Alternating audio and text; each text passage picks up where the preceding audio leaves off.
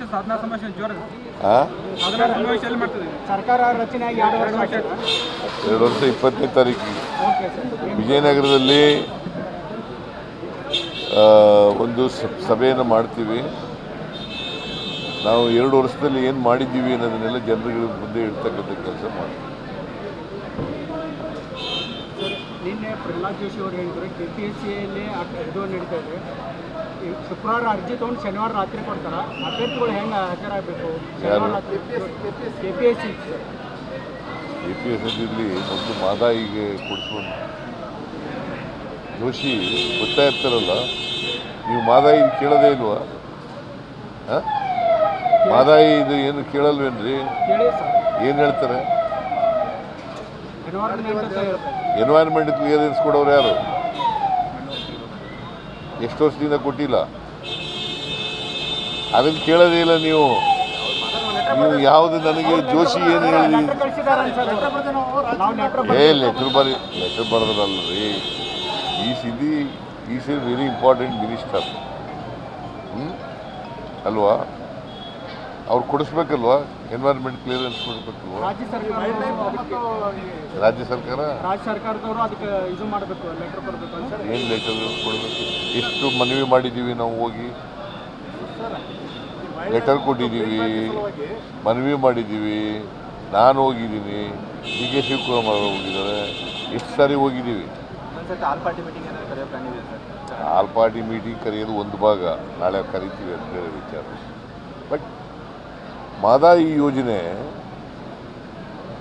ಅದನ್ನು ಪ್ರಾರಂಭ ಮಾಡಬೇಕಾದ್ರೆ ಎನ್ವೈರ್ಮೆಂಟ್ ಕ್ಲಿಯರೆನ್ಸ್ ಕೊಡಬೇಕು. ಅದೊಂದೇ ಉಳಿದಿರೋದು. ಗೋವಾಕ್ಕೆ ಹೆದರ್ಕೊಂಡು ನರೇಂದ್ರ ಮೋದಿಯವರು ಕೊಡಿಸ್ತಾ ಇಲ್ಲ. ಪ್ರಹ್ಲಾದ್ ಜೋಶಿಯವರು ಮಾತಾಡಲ್ಲ ಅಲ್ಲಿ.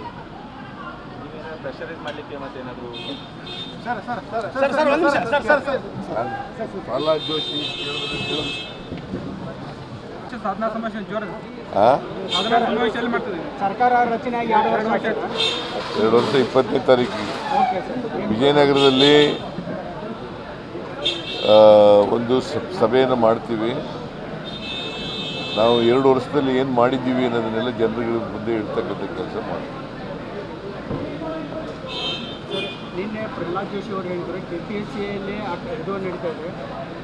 ಶುಕ್ರವಾರ ಅರ್ಜಿ ತೊಗೊಂಡು ಶನಿವಾರ ರಾತ್ರಿ ಕೊಡ್ತಾರೆ. ಅಭ್ಯರ್ಥಿಗಳು ಹೆಂಗೆ ಹಾಜರಾಗಬೇಕು? ಶನಿವಾರ ರಾತ್ರಿ KPSCಯಲ್ಲಿ ಒಂದು ಮಾದಾಯಿಗೆ ಕೊಡಿಸ್ಕೊಂಡು ಜೋಶಿ ಗೊತ್ತಾ ಇರ್ತಾರಲ್ಲ, ನೀವು ಮಾದಾಯಿ ಕೇಳೋದೇ ಇಲ್ವಾ? ಮಾದಾಯಿ ಇದು ಏನು ಕೇಳಲ್ವೇನ್ರಿ? ಏನು ಹೇಳ್ತಾರೆ? ಎನ್ವೈರ್ಮೆಂಟ್ ಕ್ಲಿಯರೆನ್ಸ್ ಕೊಡೋರು ಯಾರು?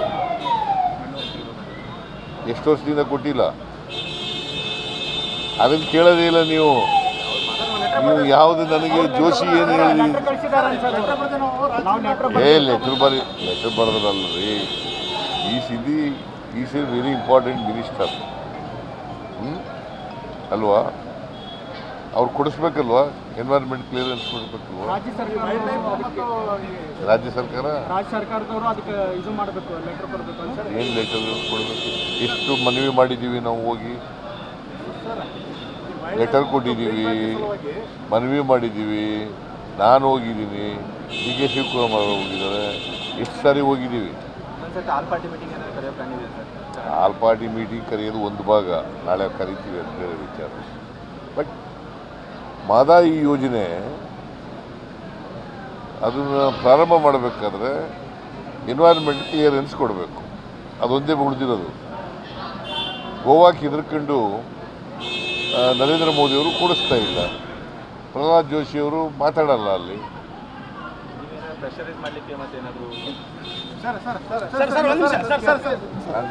ಪ್ರಹ್ಲಾದ್ ಜೋಶಿ